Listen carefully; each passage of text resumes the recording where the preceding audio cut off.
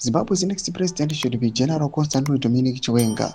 There it is written, and I will defend every word. General Constantine Chiwenga, not because he's perfect, but because in 20 years of Zimbabwe's most turbulent political and economic history, nobody has produced a corruption dossier on him.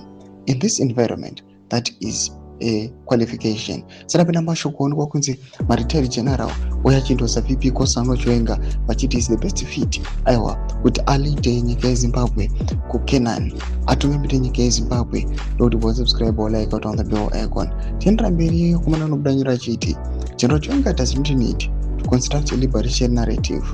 He lived one.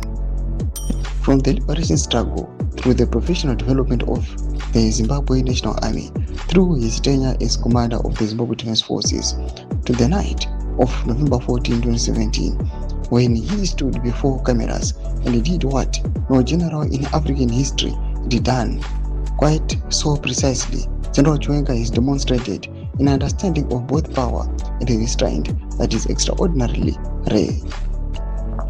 Operation Restore Legacy was not a tantrum. It was not a coup of personal ambition. It was a calculated, constitutionally conscious intervention designed to preserve the integrity of ZANU-PF and the Zimbabwean state from a faction that had captured both. History will be generous to that night, and the man who ordered it deserves the full recognition of what he risked.